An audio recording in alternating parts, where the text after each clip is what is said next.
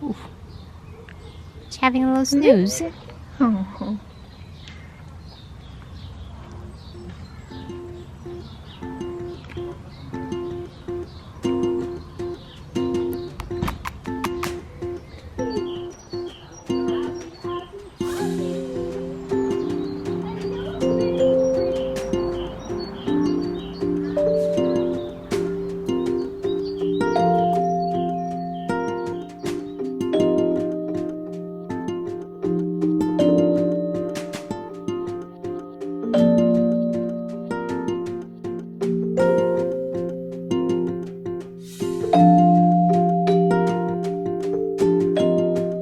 Hey, it's been a while.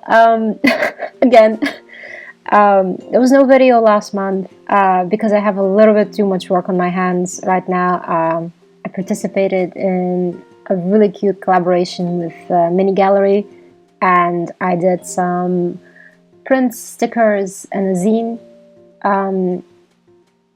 So yeah, I couldn't really cobble up all the footage that I had prior to also going. Oh my god, a lot of things happened.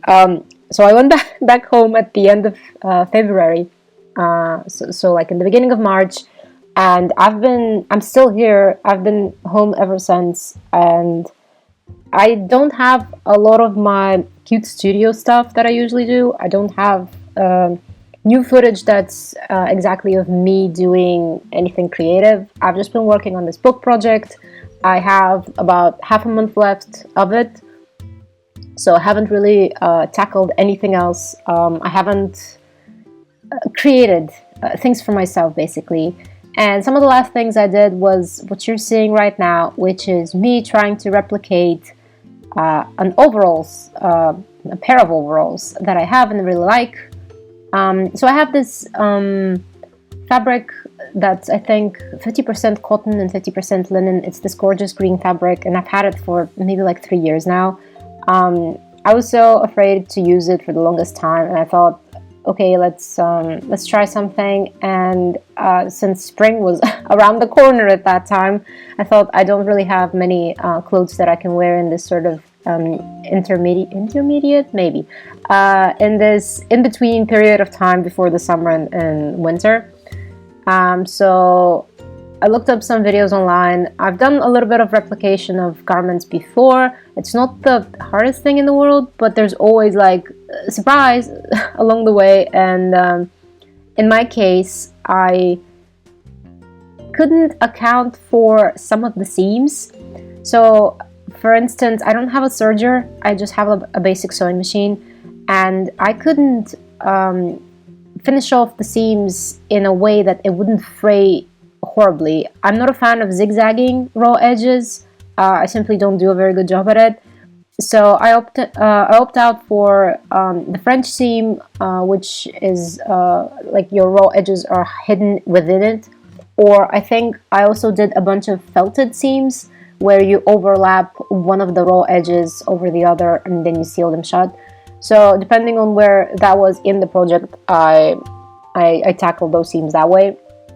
Thing is though, one of them takes up more fabric than the other, and while the end overalls do fit me, they're not perfect. They're not exactly a replica of what I wanted. I mean, they can't always be. The fabric is not exactly the same either, but it was a good learning experience. I had a lot of fun. I've never made pants before, like anything that regards your bum, anything that has like a curvature, and it was a little strange, but I'm so happy it fits in the end. It fits pretty okay. It's a little bit more bulky than I expected around the waist. It is supposed to be a pair of overalls that has this very baggy effect, sort of like, you know what Gouache is? Never mind. It looks like a street urchin's oversized dad's pair of pants / overalls, which I really like.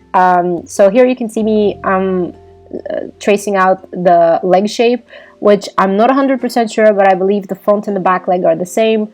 They have a seam in the middle, and in construction I would seam the middle first and then the front and the back, and then I attached the upper pieces. I think I've completely forgotten, and there's not really footage of me doing this on the sewing machine because it shakes so violently, and I already have so little space to put my sewing machine on the table, so I couldn't really put a camera to show you the whole process. But I still had this footage. I thought I would talk to you about a little bit about it. I thought I'd ramble a little bit. I do want to make a little bit more clothes for the summer if I get to come back to my studio for a month, because I am going back to Bulgaria after, I don't know, after a month and a half. The 20th of July I'm planning, because I want to spend some time with my parents at the sea. And I want to make some alterations to existing clothes, and I have some extra fabric left over from other projects that's for skirts, maybe some long skirts. So yeah, thanks for tuning in. I don't know what else is in this footage here. I'm sort of like attaching as I go, but there's probably some more of me cutting and a little bit of me sewing. Oh, look at me, I'm showing off this tool. This tool is for tracing fabric, like pattern pieces atop the existing item. So it makes these little indentations, and it's really nice for places like the middle, as you see. It creates this little punctured line. It's like very small. It doesn't damage the top piece, at least not with this fabric. I would imagine if you do it with something like pool leather or I don't know, like silk, maybe it will damage the fabric. So don't do that. Don't take my word for it. Take someone else who knows. So yeah, I'm gonna end this now. Might tune in a little bit later. I might show you something else. I'm not sure. I'm still like adding things together here. Bear with me. Okay, bye for now.